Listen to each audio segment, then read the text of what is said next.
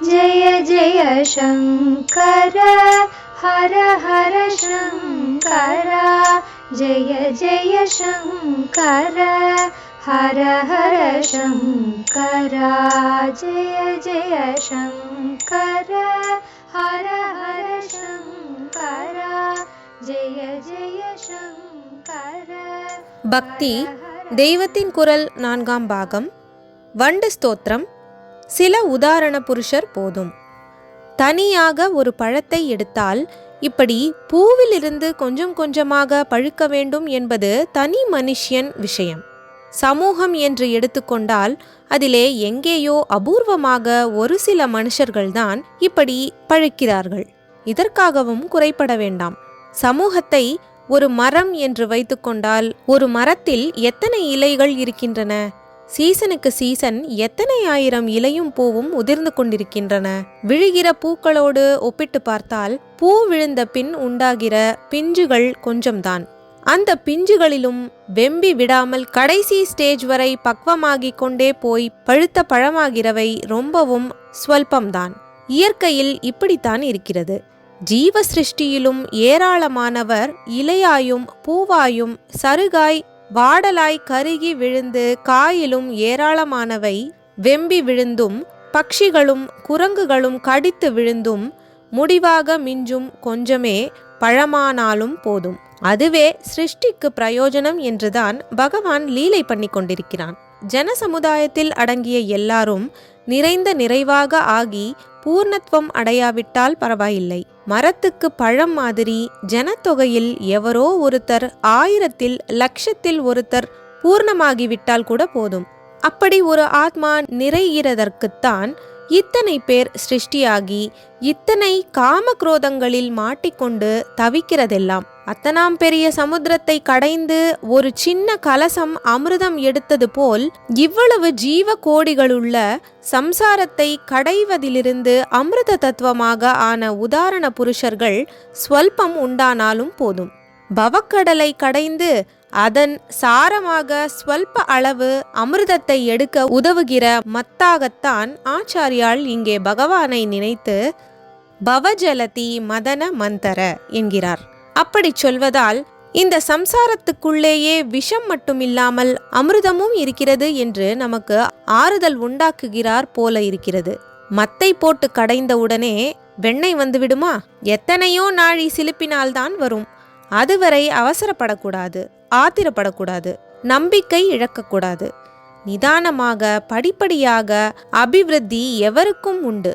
ஆகவே நாம் செய்ய வேண்டியதெல்லாம் அந்த மத்து கயிற்றிலிருந்து நழுவி விடாமல் பார்த்து கொள்ள வேண்டியதுதான்.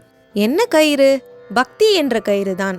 சிவானந்த லஹரியில் ஆச்சாரியால் பரமேஸ்வரனிடம் பக்தி கயிற்றால் என் மனக்குரங்கை நன்றாக கட்டிப்போடு, அதாவது திருடம் பக்தியா பத்வா என்று சொல்லியிருக்கிறார்.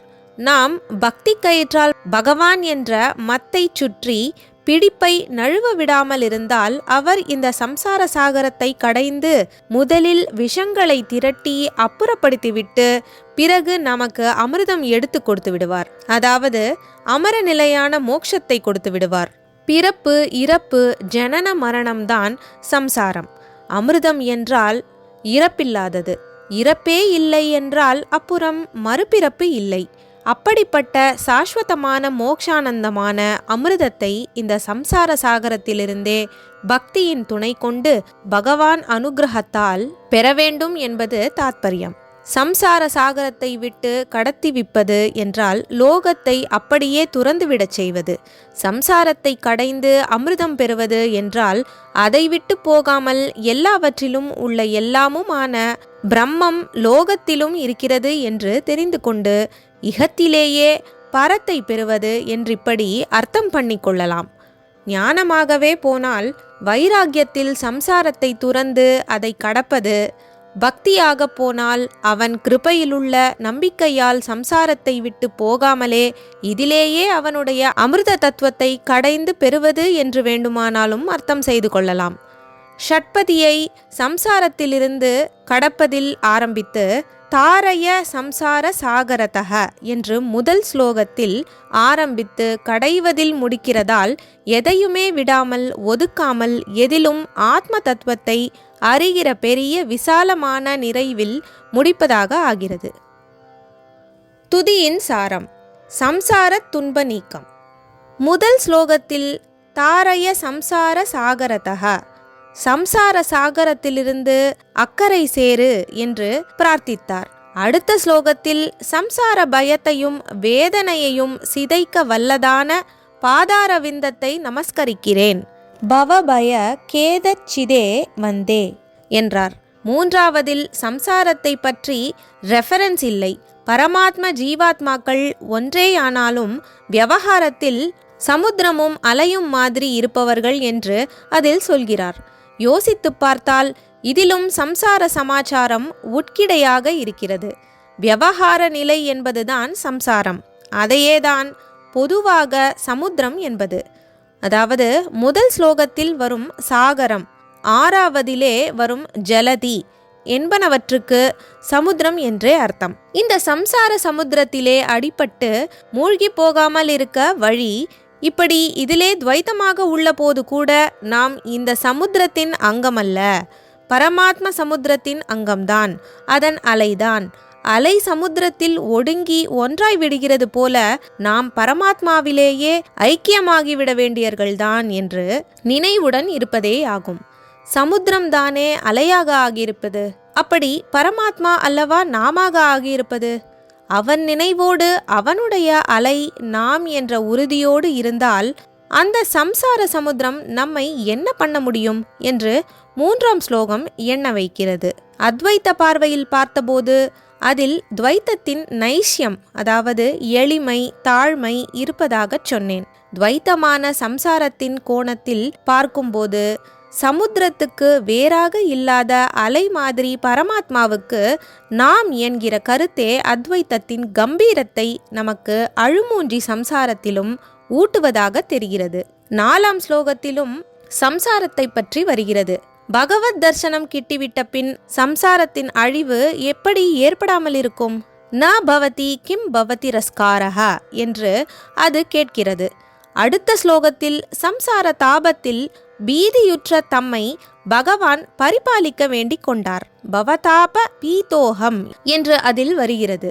கடைசியான ஆறாவதில் சம்சார சமுத்திரத்திலிருந்து அமிர்தமான ஆத்ம தத்துவத்தை கடைந்து கொடுக்கும் மத்தாக பகவானை வர்ணிக்கிறார். ஆக சமய அனுஷ்டானங்கள், ஆத்மீகமான சாதனைகள் ஆகிய எல்லாவற்றுக்கும் ஒரே லட்சியமான சம்சார கஷ்ட நிவிருத்தியை பக்தியில் ஆரம்பித்து பெற முயல்வதே ஷட்பதியின் சாரதத்துவம் என்று தெரிகிறது. பரமம் தரம் அபநய துவம் மே என்று இந்த ஸ்லோகம் முடிகிறது. தரம் என்றால் பயம் என்று அர்த்தம். மே எனக்கு, அதாவது என்னுடைய, பரமம் மிகுந்த, தரம் பயத்தை, துவம் நீ, அபநய போக்குவாயாக, உருப்படுவோமா மாட்டோமா, கதிமோக்ஷம் கிடைக்குமோ கிடைக்காதோ என்கிற பயம், மரண பயம், மறுபடியும் ஜன்மா வந்து விடுமோ என்கிற பயம், நம் பாபங்களை நினைத்து நரக பயம், இப்படி பல தினசாக படுகிற பெரிய சம்சார பயத்தை போக்க பகவானிடம் பிரார்த்தனை செய்கிறார். ஜெய ஜெய சங்கர, ஹர ஹர சங்கர, மகாபெரியவா சரணம். ஹர ஹர சங்கர, ஜெய ஜெய சங்கர, ஹர ஹர சங்கர, ஜெய ஜெய சங்கர, ஹர